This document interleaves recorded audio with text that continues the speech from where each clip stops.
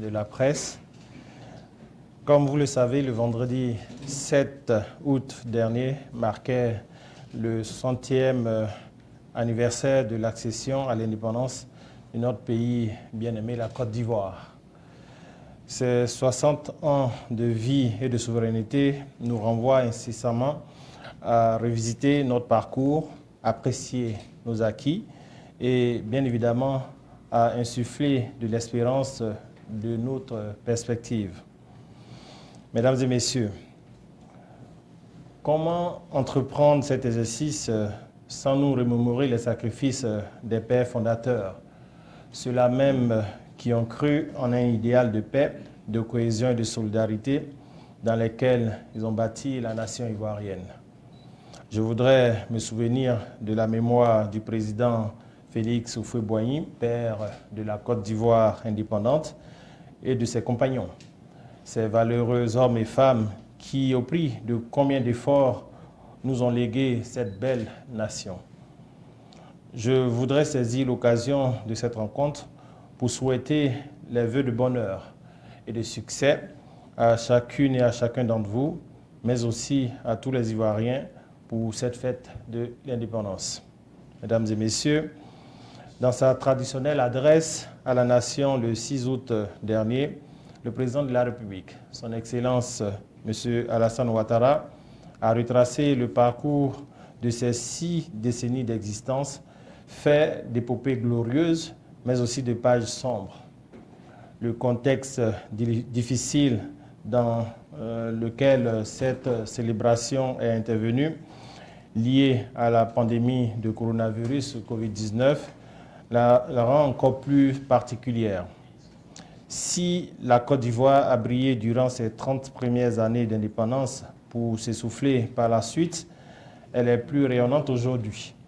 Car depuis son accession à la magistrature suprême en 2011, le président de la République, son Excellence M. Alassane Ouattara, par un leadership éclairé, a repositionné en 9 années la Côte d'Ivoire dans la dimension qui devrait être toujours la sienne. Avec un taux de croissance moyen de 8% par an sur la période concernée, le gouvernement s'est évertué à porter des programmes ambitieux dont les résultats se traduisent par l'accroissement d'infrastructures communautaires de base, en l'occurrence des écoles, des centres de santé, eau potable, électricité, voirie, accompagnement social, la couverture sociale, maladie, etc., dans l'ensemble des 31 régions de Côte d'Ivoire. L'augmentation du pouvoir d'achat des populations avec la revalorisation du SMIC et du traitement indiciaire du salaire des fonctionnaires, ainsi que l'amélioration nette des revenus de nos braves parents paysans sont effectifs. L'assainissement du climat des affaires dans le secteur privé favorable à l'investissement a permis à des milliers de nos jeunes d'accéder à un emploi décent et par voie de conséquence à s'offrir de perspectives d'avenir dans cette Côte d'Ivoire qui se veut d'une prospérité inclusive. Mesdames et messieurs, chers amis de la presse, l'intervention solennelle du président de la République, son Excellence M. Alassane Ouattara, en ce 6 août dernier, a eu pour écho principal l'annonce de sa candidature à la présidentielle du 31 octobre 2020. Une annonce dont il me semble important ici de rappeler le contexte.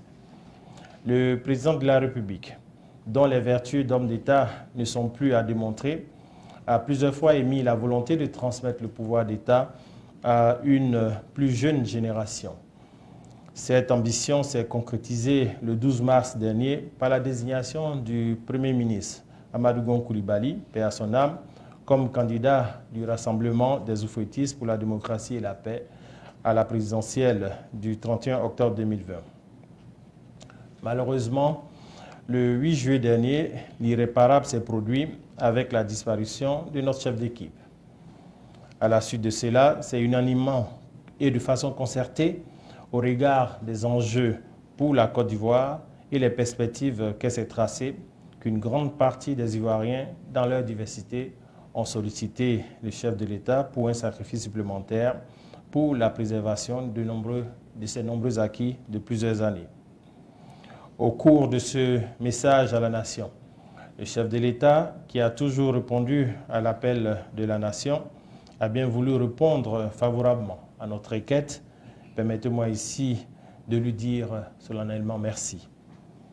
Aussi, il me plaît d'indiquer que conformément à la Constitution de 2016, instaurant la Troisième République, dont le peuple souverain de Côte d'Ivoire s'est librement doté, cette candidature du président de la République sera la première de la Troisième République. Elle est donc légale et conforme au principe fondamental de la non-rétroactivité des lois. En tout état de cause, je voudrais indiquer que notre pays dispose aujourd'hui d'institutions fortes et indépendantes. Et en la matière, il reviendra au Conseil constitutionnel de trancher définitivement sur cette question, ainsi que celle relative à toutes les autres candidatures déclarées. Pour l'heure, je voudrais inviter la classe politique à œuvrer pour la tenue d'un scrutin apaisé. Cela passe par l'utilisation d'un ton apaisé. Le débat citoyen doit se mener, mais dans le strict respect des principes qui fondent notre nation, à savoir l'union et la discipline. Face à l'histoire, nous avons une responsabilité, celle de transmettre notre pays, et de la rendre encore plus forte aux générations à venir, plus que nous l'avons reçue. Au terme de notre intervention, je voudrais à vous tous vous souhaiter encore une fois joyeuse fête de l'indépendance et vous remercier pour votre présence pour cette conférence de presse. Je me tiens à votre disposition pour toute autre question que vous souhaiterez bien me poser. Je vous remercie de votre aimable attention. Merci, Monsieur le Ministre. Mesdames, Messieurs les journalistes, nous allons procéder par phase de 3 questions. Oui, madame, vous présentez, Bonjour, Valérie Bonny d'ici. Quand vous lancez cet appel à l'opposition, c'est parce que vous estimez qu'il y a un problème maintenant, il y a des tensions, vous avez regardé comment l'opposition réagissait. Pourquoi vous faites cet appel en ce moment-là, maintenant, à l'opposition? Vous pourriez préciser de quel appel vous parlez? Non, dans ce que vous venez de dire, oui. Vous appelez l'opposition à être correcte, faire, etc. Pourquoi lancer un appel à l'opposition maintenant, interpeller l'opposition maintenant? Est-ce qu'il y a déjà un problème?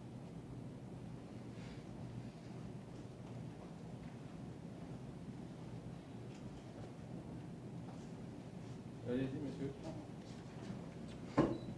Bonjour, Sébastien Rimet de RFI.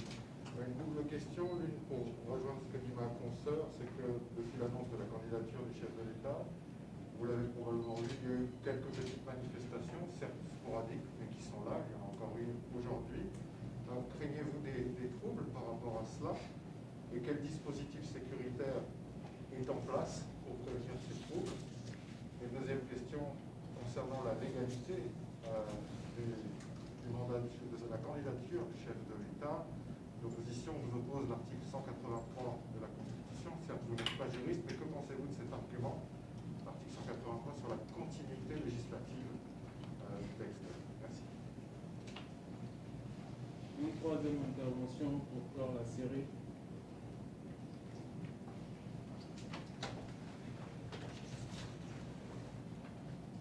Je pense que vous avez 3 questions.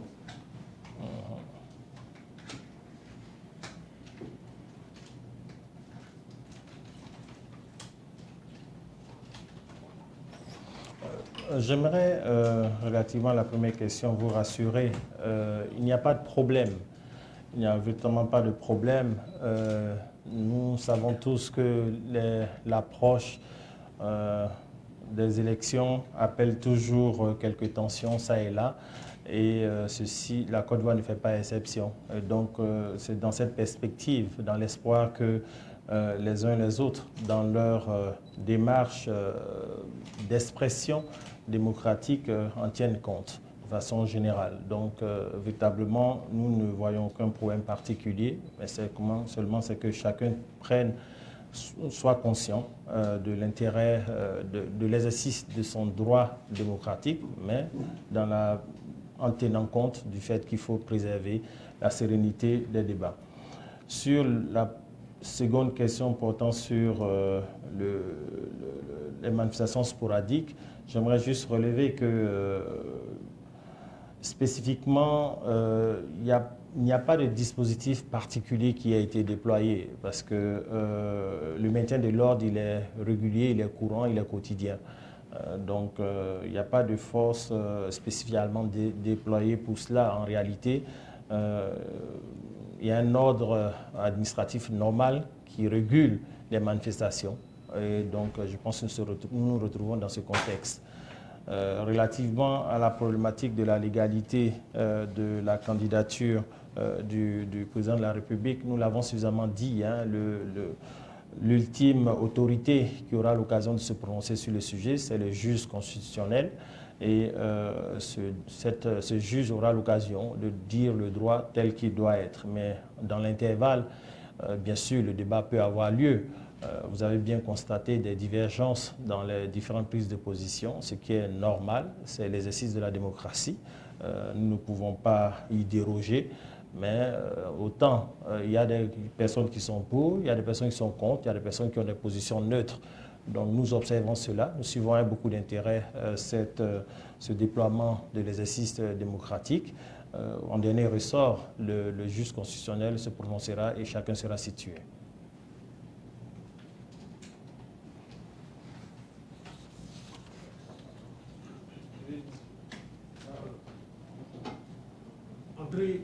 André Ailleurs, Agence Warren Presse.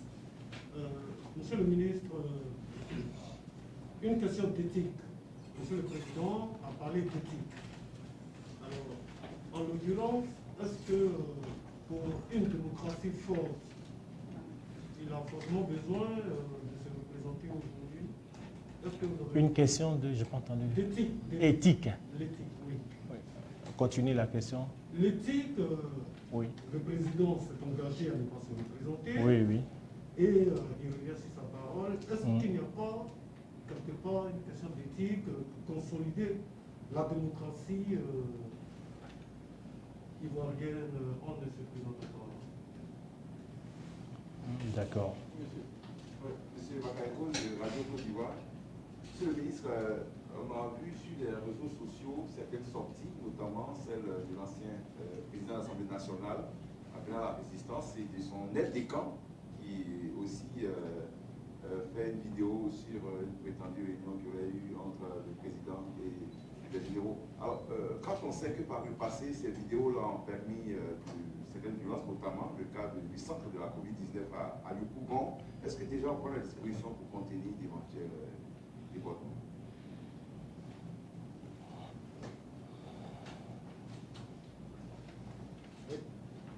Oui, monsieur, allez-y. Raoul Sanko du Patriote. Monsieur le ministre, vous avez soulevé une question qui est très importante de l'expression démocratique.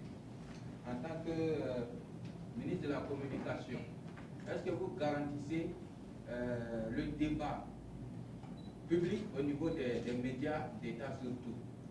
Quelle garantie vous pouvez donner à l'opposition par rapport aux débats qui auront lieu dans cette période électorale?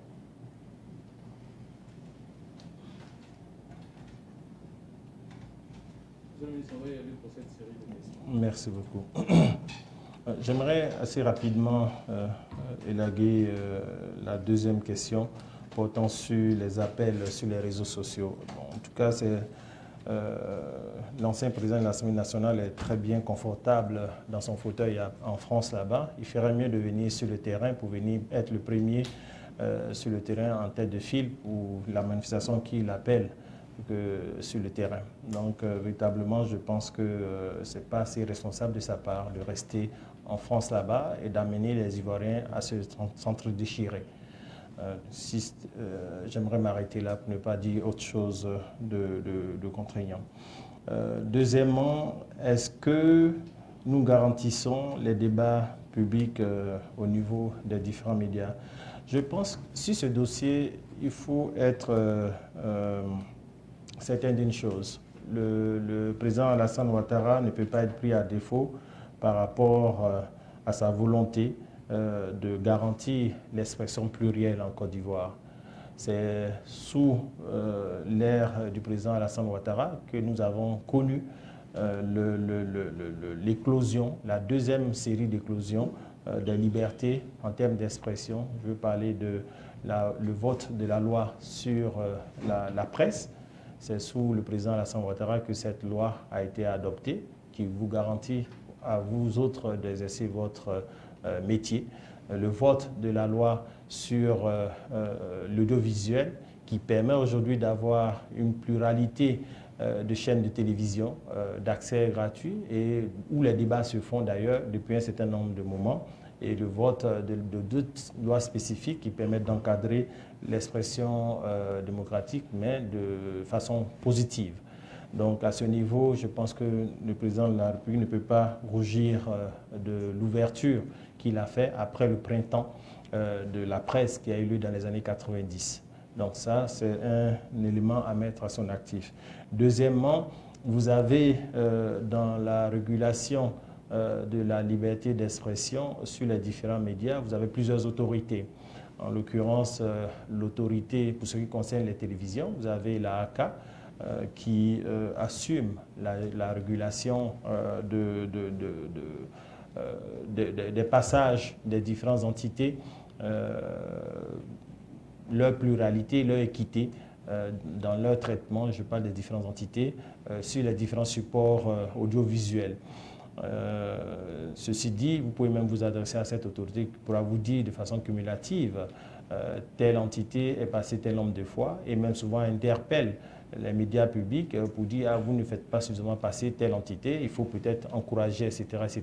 Donc à ce niveau, nous ne pouvons pas rougir de la gestion de la pluralité d'expression. Maintenant, il reste acquis que la période électorale est toute particulière. Et d'ailleurs, c'est le code électoral qui impose, et ceci sera contrôlé par l'autorité administrative indépendante, la ACA.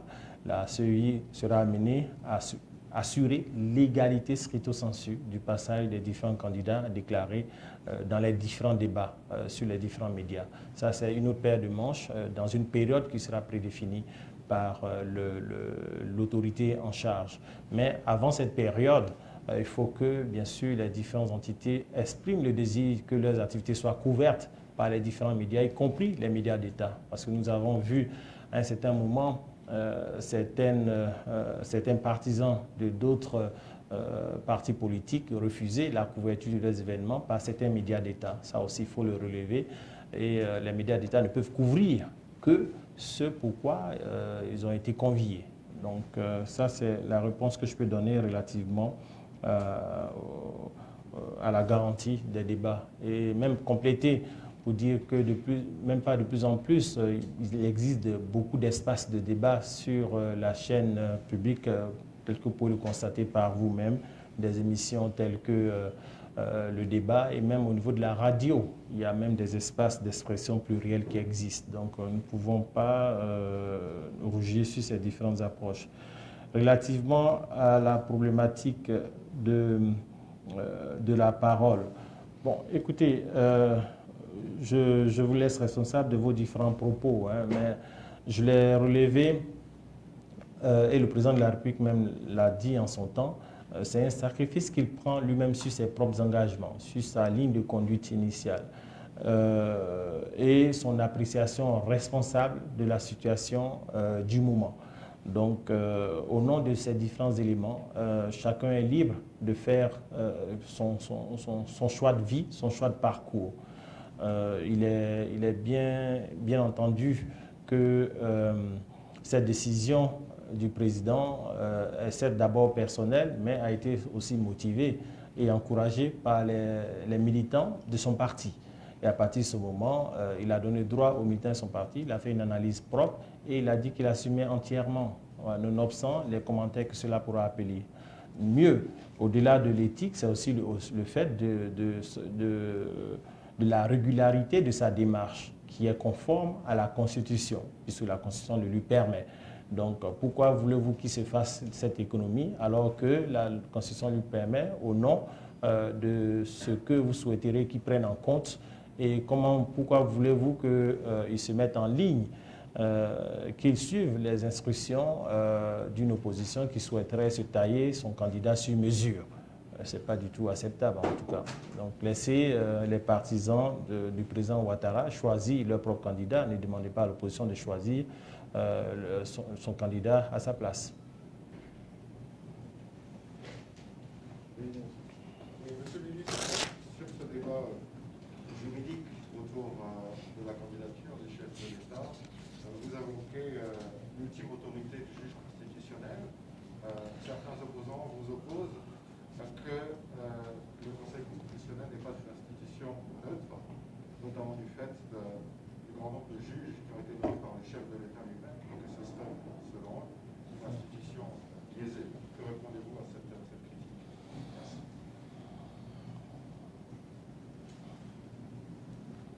D'autres interventions? Allez. Comme on est dans les spéculations, allons-y. Si jamais le dossier de M.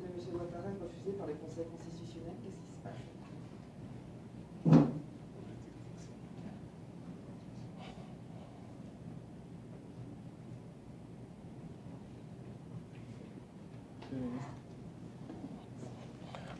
Merci beaucoup. Vous dites le bon mot, spéculation. Je ne peux pas me prononcer sur la spéculation, malheureusement. Donc, on va laisser les choses suivre leur cours naturellement. Ce qu'il faut retenir, c'est que le président Alassane Ouattara reste candidat pour un premier mandat dans le cadre de la Troisième République. J'aimerais insister là-dessus et revenir sur la bonne compréhension pour que chacun parte avec l'essentiel des éléments de langage. Parce qu'il faut retenir une chose, c'est que nous avons connu une république qui s'est achevée avec l'adoption de cette nouvelle constitution en 2016. Et cette nouvelle constitution qui établit la Troisième République instaure pour la première fois une vice-présidence, organise le dispositif institutionnel de façon différente et en somme, ce n'était pas juste une modification de la précédente constitution de 2000, c'était en somme une adoption d'une nouvelle constitution. Et donc, de ce point de vue, elle sera opérationnelle pour la première fois le 31 octobre 2020. Opérationnelle dans le sens où les premières élections au titre de la Troisième République auront lieu le 31 octobre 2020. Et donc, c'est à ce titre que le président de la République est candidat pour son premier mandat dans le cadre de cette Troisième République. Donc, c'est assez clair à ce niveau. Et encore une fois, nous ne pourrons pas entrer dans les spéculations où nous allons laisser le juge constitutionnel donner son avis en dernier ressort.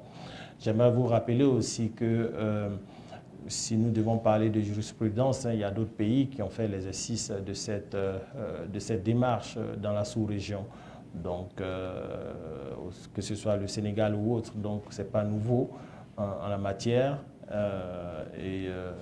Bien sûr, chaque peuple ayant son parcours.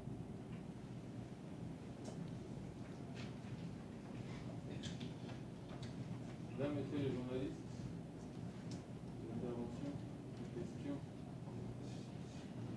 Monsieur le ministre, On a terminé. En tout cas, merci beaucoup, mesdames et messieurs, pour votre disponibilité, surtout relativement au délai très court d'invitation. Merci encore et bonne journée.